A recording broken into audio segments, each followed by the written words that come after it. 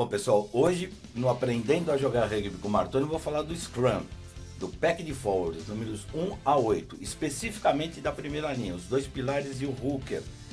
Tudo que eles fazem no campo, para onde eles se movimentam, qual a principal função e as secundárias que a primeira linha do rugby tem que fazer. E uma passagem geral sobre o pack de forwards. Segura aí.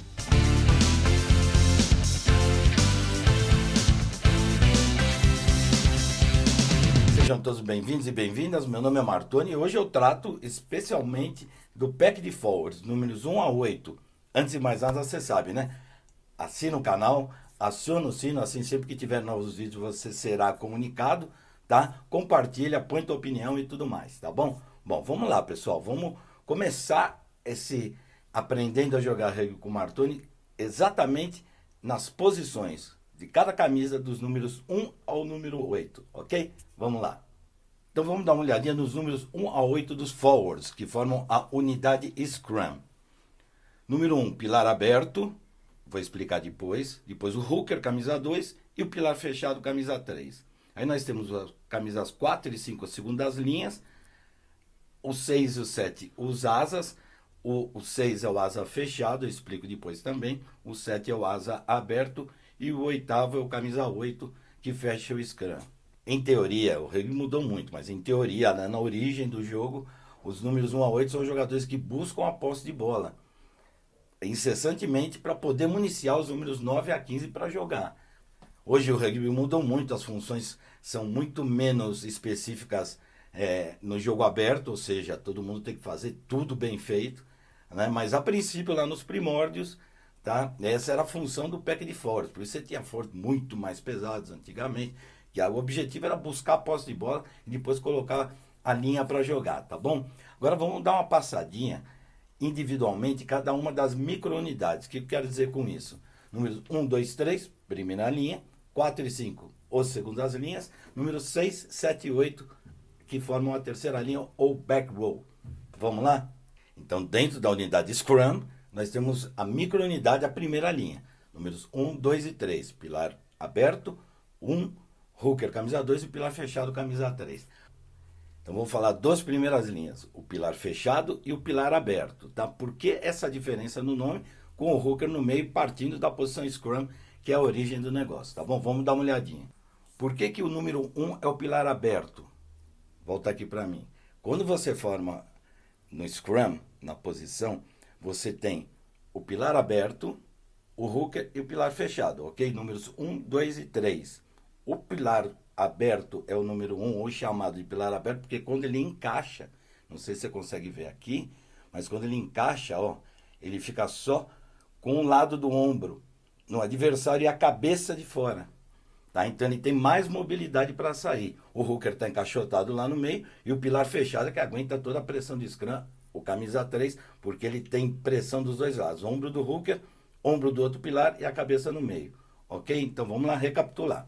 Pilar aberto por quê? Cabeça de fora, ombro direito empurrando o adversário. Hooker fechado dos dois lados e tem obrigação, daqui a pouco eu chego nele, de puxar a bola e uma série de outras situações onde requer mais técnica. E o camisa 3, o pilar fechado, é que aguenta toda a pressão do Scrum.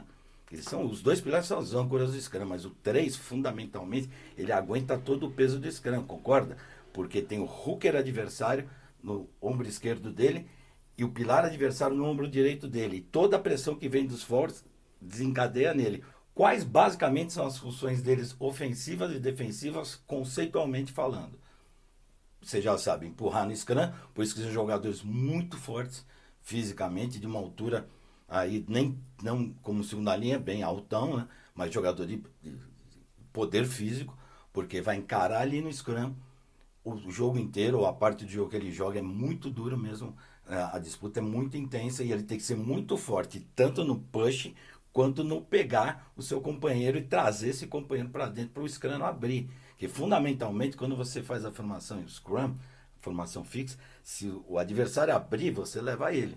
Então você não pode abrir. Então muita gente confunde isso, aliás. Acha que é só empurrar. É empurrar. Mas esse braço, ou esse braço que você segura o teu companheiro, tem que ter muita, muita força. O sincronismo do push e do braço trazendo o seu companheiro é tão importante quanto. Ok? Então vamos lá, o pilar, os dois pilares no jogo jogado aberto a partir do scrum. Pra você entender para onde que ele corre. Se a bola é sua, obviamente você sabe os códigos de onde vai jogar. Por exemplo, saiu do scrum, você é pilar. O capitão de scrum, o mesmo capitão da equipe fala, vamos jogar em 3, vamos jogar em amarelo, sei lá. O código que você tem significa que você sabe que você vai sair do scrum, a bola vai bater no segundo centro, lá camisa 13, então você tem que se projetar para lá, porque dali você vai criar fases curtas para fazer uma jogada para o outro lado, enfim. Você sabe o que você vai fazer, então o pilar aí não tem nenhuma desculpa para sair para o lado que o jogo tem que rolar. Tá? Como ele é mais pesado, ele é o último a sair da formação de scrum, mesmo no lateral, é mais difícil para ele chegar nas posições. Então, o meu conselho, sempre dei isso para os meus jogadores, fundamentalmente corre para o meio do campo. Corre para o meio do campo. Assim, quando você levanta do scrum e você vê o H adversário, corre ali para o meio. Para o meio do H, obviamente, porque você está correndo numa diagonal, seja desse lado do campo, seja desse lado do campo. Mas você está se posicionando numa área de meio de campo que normalmente, se o jogo fluiu para lá, você está perto. Se o jogo fluiu para o outro lado, você também está perto. Basicamente é isso. Tá?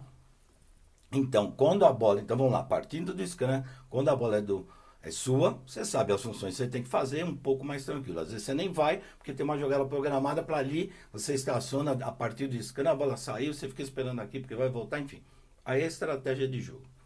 A pergunta que não quer calar é quando a bola é do adversário, que você não sabe nada, seu pilarzão lá, você não sabe onde os caras vão jogar. Você pesa lá 100, 120 quilos ou mais, e aí? Como é que você vai chegar lá na ponta se os caras esticar o jogo para o outro lado?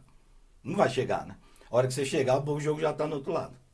Você tem duas maneiras clássicas de proceder a partir do scrum quando a bola é do adversário, ok? Se a bola saiu para o jogo aberto, de novo, você corre para o meio de campo. A princípio, se o adversário, teu oponente de frente, correu para lá. Se teu oponente não correu, você espelha. Porque aí tem armadilha. Então, muito pilar fica perdido, não sabe para onde correr. Depende, olha o teu companheiro. Então, eu tô lá, encaixei, pumba, levantamos. O pilar aqui correu. Eu vou correr para o meio de campo. Eu tenho que me posicionar em algum lugar, como eu te falei anteriormente, que eu consiga estar próximo de onde a muvuca vai ocorrer ali em algum momento. Ok? Quando não, encaixamos, levantamos. Ele ficou parado, eu fico parado. Eu espelho nele. Porque isso aí é armadilha, isso é estratégia, uma hora vai voltar aqui e aí não vai ter ninguém para marcar ele, porque todo mundo correu para o meio de campo, ok? Então, basicamente, a partir disso, essas são as duas únicas formas do pilar se organizar. Lembrando sempre que quando o jogo é quebrado, ou seja, o adversário foi, mas tua linha foi lá, defendeu bem, e aí foi um ranking na sequência, a bola ficou meio dividida, em teoria, a segunda e a primeira linha tem que estar lá. Tá bom? Então você tem a função, mas você espelhou. Só que a tua própria equipe conseguiu um avanço ali, talvez em tackle, que mandou o adversário para trás, e portanto você anda para frente, e aí você tem que fazer o julgamento muito rápido. Por isso que tem que ter categoria para jogar de pilar, que é uma posição nobríssima no rugby, porque você é um cara muito forte, muito pesado, de muito impacto e contato, e fundamental ali no jogo de rugby, no jogo, no broken play, como é chamado, no jogo aberto. No jogo ali que quebrou na base, quebrou ali na linha, você precisa estar perto. Bom, essa função no scrum empurrou, depois você sabe mais ou menos para onde sair, né? Ou espelha ou vai lá para o meio do campo, ok? Não se perde mais não, hein? Bom, agora nós vamos para o lateral, que é o outro problema. Repare que a função também do pilar no lateral é levantar o segunda linha ou algum terceira linha.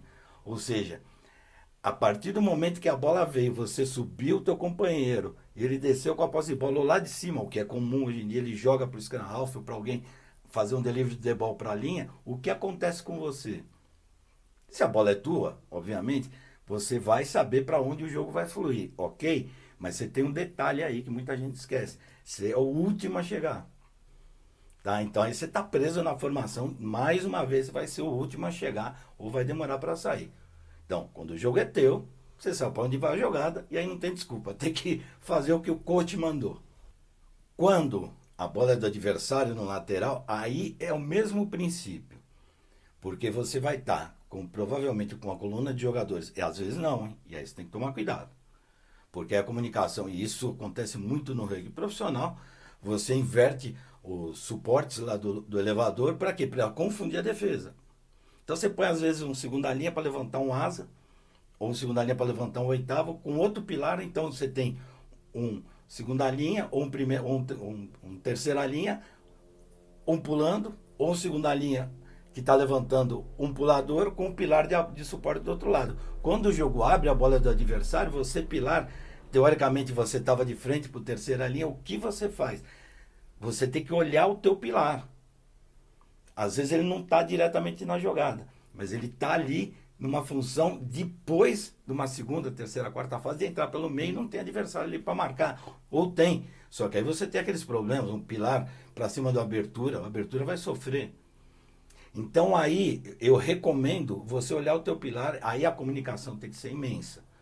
Porque vamos lá, lateral, posse de bola do adversário, ele colocou como suporte no elevador um segunda linha, o pulador pode ser o outro segundo ou um terceira linha, ok? E um pilar, tá? E do teu lado você tinha pilar, um pulador e teu outro pilar. Então os dois pilares são contidos na formação. E agora? Aí que entra o negócio. A comunicação tem que ser fundamental. Ou você ter a capacidade de comunicação de avisar o terceira linha, fala, volta aqui e fica no espelho. Alguém deles contidos ali, ou um segunda linha, porque foi o segunda linha que levantou, ok? Então puxa o segunda linha para lá e vai você para lá. O jogo está muito veloz, aí você pode inverter, mas tem um risco alto aí. Às vezes você pode ficar de frente para uma segunda linha, ok, embora a segunda linha é mais alto, mas aí é força por força, certo? E mesmo mobilidade, mas e se for uma terceira linha que ficou migrado para lá e você não percebeu? Quando você fica de frente para uma terceira linha, aí já complica. Exemplo claro disso, Peter Steff do Toit. É um jogador muito forte, 2 metros de altura, mas tem mobilidade. Então, se ele pega um pilarzão, ele dá a volta. Embora seja grandão também, mas ele tem essa capacidade técnica. Então, vamos lá. Se você conseguiu comunicar, você migra. Se você não conseguiu comunicar, você fica ali. Tá bom? Fundamentalmente, o pilar, ponha na cabeça isso, seu primeira linha. Quando você se perde no jogo, vai para o meio do campo em velocidade. Nunca andando, trotando, porque também não adianta sair no pique, porque a hora que você chegar no pique lá, você chega cansado e o jogo foi para cá. Então, você correndo para o meio do campo, você consegue estar perto das jogadas. Ok? Passamos de jogo parado e da saída de bola também, onde você faz o elevador único, né, para um segundo ou terceira linha, e aí se ele pega a bola lá em cima, você de novo repara que você está contido mais uma vez com o adversário. E aí é mesmo o princípio, a bola é tua, obviamente, porque você recebeu o chute de saída, você sabe para onde o seu time vai jogar. E quando a bola é do adversário, quando o adversário chuta e sobe, e depois a jogada continua, aí você tem que saber o que você tem que fazer. Então, saída de bola deles, você recebe a saída, você vai fazer o suporte como pilar, tranquilo, certo? E daí para frente é teu time que vai jogar, hipoteticamente. Pô, Martoni, quando a bola é dos caras, aí você, o teu treinador vai posicionar onde ele quer. Normalmente você põe o ponta no chute, você põe o ponto em terceira linha rápido para buscar essa bola lá na lateral, se a bola esticar. Por dentro você põe um hooker, normalmente em outra terceira linha, que são velozes. Por dentro, caso a bola vá para o meio do campo, em vez de ir para a posição ali onde está o segunda linha adversário para receber, um campo de rugby tem 69 metros de largura, então, ou seja, você vai chutar ali a uns 10 da lateral, 5 da lateral, para todo mundo chegar. E esse todo mundo normalmente é. Então vamos lá. Ponta, depois um asa. Normalmente aí você tem uma segunda linha, um pilar, outro pilar, ou segunda linha e outro asa. Com o oitavo vindo para o suporte por trás ou para uma bola mais longa. Ok? Basicamente é isso. Vamos que o adversário pegou a bola. Para onde você corre? É o mesmo princípio. Se você entra na formação da disputa da posse de bola na saída e o pilar fez o elevador no adversário, você está no teu pilar, beleza. Se ele migrar, você vai junto com ele. Para onde ele for, você é espelho dele. Caso contrário, se todo mundo sai correndo que nem maluco, aí você tem que migrar para o meio do campo até se reposicionar e encontrar. Por isso que reposicionamento é tudo no rugby hoje em dia. Bom, olha quanta função, a gente já falou dos dois pilares, no scrum, no lateral, na saída de bola e no jogo aberto. O pilar, ele fundamentalmente ele tem que participar dos hucks. Ele é um jogador forte, de potência, ele está acostumado a empurrar na formação fixa, por isso que nos jogos eu comento sempre, a equipe que está empurrando o adversário, normalmente no jogo tem um push e tá subjugando o adversário, ela vai subjugar no huck também. Porque a briga ali é dos primeiras linhas, via de regra. Obviamente que se você tocou uma bola a partir do scrum e a bola bateu lá no camisa 13, não deu tempo da pilarzada chegar. Aí é um huck mais em linha, com o apoio da terceira linha, mas na sequência de fases vai migrar para a primeira linha. E ali é impacto, pancada e recuperação de posse de bola imensa junto com a segunda linha. Isso eu falo, segunda e terceira linha eu falo no outro vídeo. Então, o pilar tem essa função muito específica. No huck, adversário brigar muito na base, se posicionar muito rapidamente se o huck foi definido, ou seja, definir o huck, espelha no adversário. Porque você não pode se dar o luxo como pilar de ficar na frente de um camisa 10, por exemplo. Ele vai dar a volta. Então aí você vai trocando. Entendeu?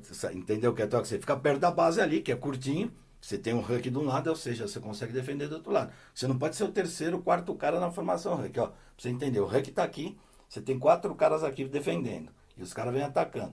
Se você é esse aqui, o risco de você estar mais aberto e pegar um linha aqui e tomar uma volta, o que acontece muito nos jogos. Aliás, esse é o objetivo de várias fases ali.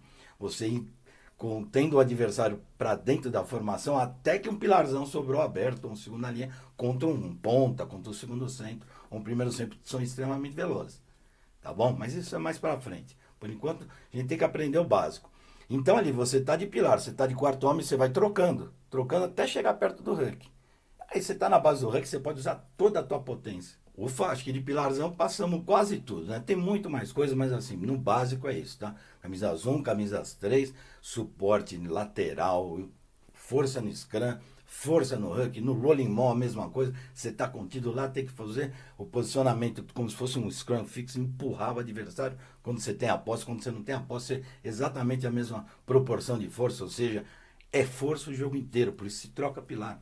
O cara cansa mesmo. Sabe, sem o pilar eu não compreendo o rugby. Para mim, das posições, assim, uma das mais importantes, se não a mais importante, é a primeira linha. Porque o que possa parecer. Por isso que os caras são bem remunerados. Rapaz. Porque é difícil jogar ali. Você sabe que a média profissional de um jogador de primeira linha de posse de bola é 16 segundos. Você teve somado. O que isso significa? Que o jogador de primeira linha é um cara de doação, ele joga pro time, ele quase não pega na bola, ele defende, ele dá ataque, ele se mete lá nas formações de huck, de maul, corre que nem um maluco, faz suporte e quase não pega na posse de bola, ou seja, ele quase não tem bola para jogar. De vez em quando você tem um Pierre Schumann, por exemplo, da Escócia. Então, por isso que é uma posição de doação muito respeitada no mundo do rugby. Sem esses caras, você não tem bola. Vai por mim. Quem tá brigando lá embaixo sempre é a primeira linha, ok? Bom, agora chegamos no hooker, né? Que é a elite da primeira linha. Você sabe que tem uma brincadeira com a pilarzada com o hooker, fala assim, é um pilar frustrado, né? Aí o hooker fala pro pilar, você que não sabe bater lateral, acabou tendo que fazer força só. Brincadeiras à parte, a função do hooker é muito diferente. Primeiro que ali no scrum, ele é quem puxa a bola, ele está no meio, ele está contido ali embaixo. Toda a força do scrum converge para cima dele, seja do lado oponente, seja do próprio time. Tá? E isso é o correto. Que você faça que teu scrum empurre para o centro para você poder levar bem. E o adversário é a mesma coisa, obviamente. Então você está muito preso lá embaixo. Normalmente, quando a bola é introduzida no scrum, tem um tapa antes do hooker, porque o hooker está com os dois braços assim nos dois pilares. E o scrum half está aqui à esquerda dele. Então ele dá um tapinho, o scrum half põe a bola. E aí ele com o pé puxa para trás. E isso é um problema muitas vezes, porque se o scrum não está bem estabilizado, ao levantar o pé, normalmente o time pode até andar para trás. Então o hooker, além de ter essa função de puxar a bola, de hookear, por isso que o nome é hook, que é um gancho, você ainda tem a função de se manter com uma perna só, com uma boa estabilidade. Então, a partir do escanteio, o mesmo princípio do pilar, aí o hooker funciona como primeira linha, a diferença é que ele tem mais velocidade, ele não é tão pesado quanto o pilar, então ele consegue ter mais mobilidade para chegar um pouco antes na formação, caso não seja espelhado, quando a bola é do adversário, né? Caso seja a sua posse de bola, obviamente você sabe o que vai acontecer. E hoje em dia, você repare, muitos hookers, quando após scrum, em vez de eles irem lá para a formação, a pilarzada vai, a segunda linha vai, a terceira linha vai, e ele fica aberto aqui na esquerda. Você vê muitas vezes com o Malcolm Marx, da África do Sul, da Anchia, da Irlanda, é comum. Ele fica lá como um segundo ponta e depois segura um trem daquele lá, quando a bola saiu de lá e veio para o outro lado, você pega um hooker de frente. Imagina o pesadelo do ponta. Então, ele tem mobilidade para o treinador mexer com ele, tá? Isso diz que não.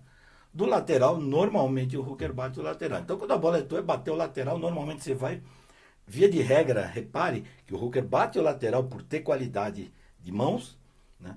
E ele vai lá na formação, se for um mall, um rolling mall, ele que vai conduzir. Então, ele bate o lateral, corre para lá, pega a bola do segunda linha, de quem fez o lateral, e a partir dali, a partir dele, o scrum empurra. Então ele tem muita qualidade técnica para manter essa posse de bola e orientar o scrum. Como se fosse um scrum fixo ali.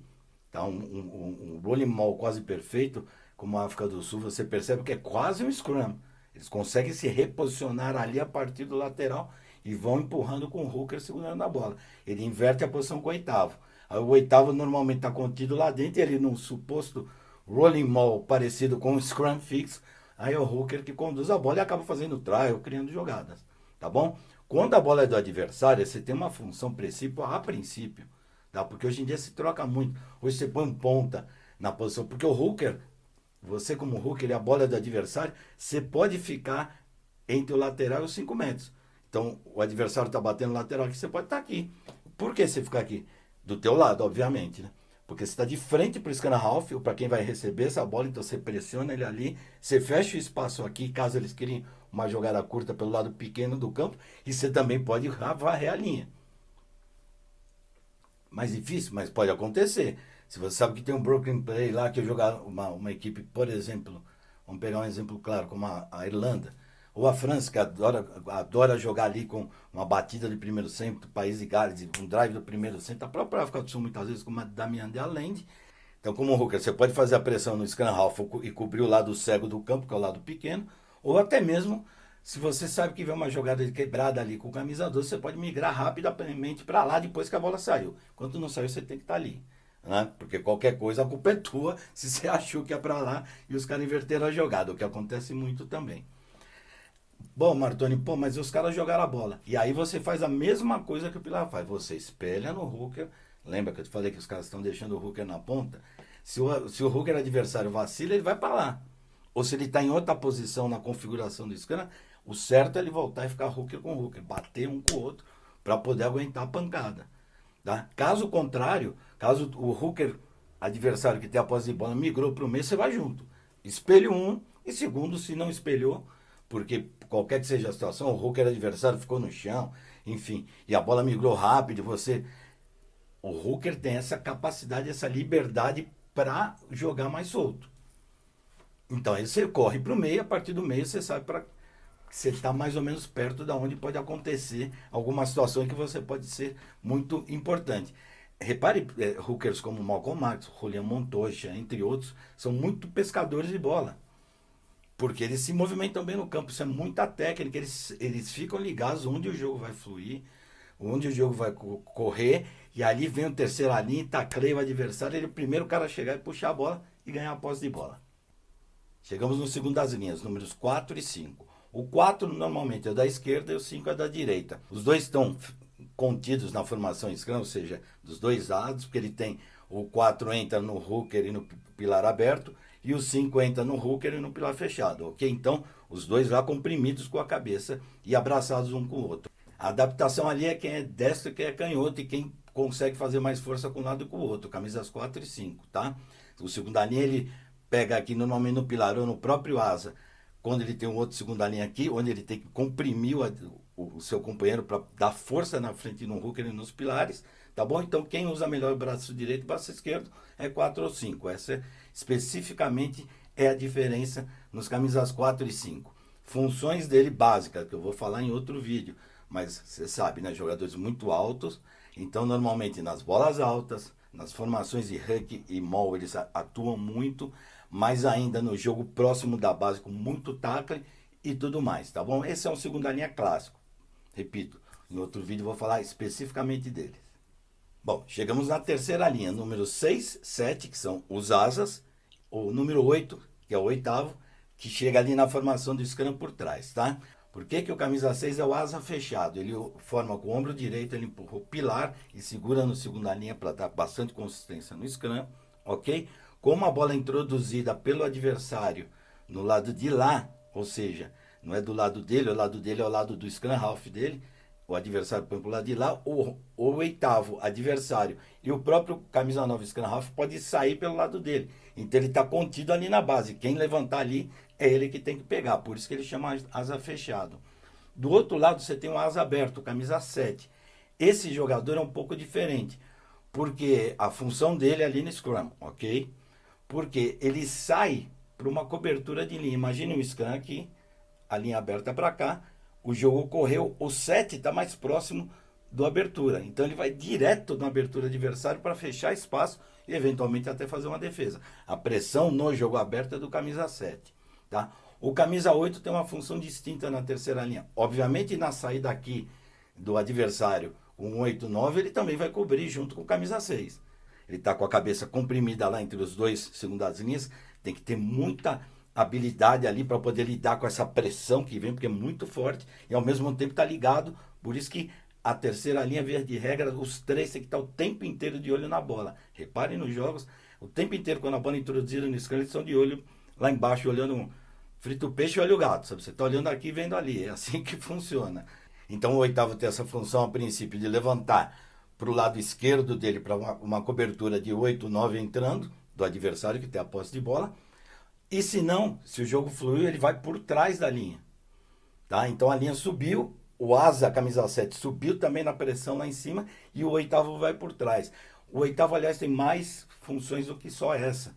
Ele pode pular no lateral, ele faz coberturas também, ele é um jogador que preenche espaços em que o seu time ficou sem um jogador eventualmente, mas isso num outro vídeo eu vou explicar muito sobre a segunda e a terceira linha com mais propriedade, ok?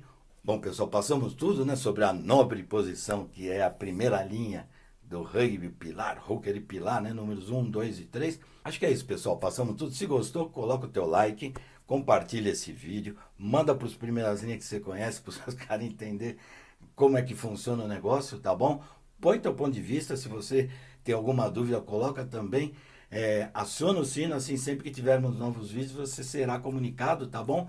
E mais para frente um pouquinho eu vou falar sobre quando der uma brecha aqui na agenda, vou falar da segunda linha, depois da terceira linha, assim sucessivamente, para a gente ter um bom material sobre tudo que é possível dentro do rugby, desde as regras até as posições e como jogar, tá bom?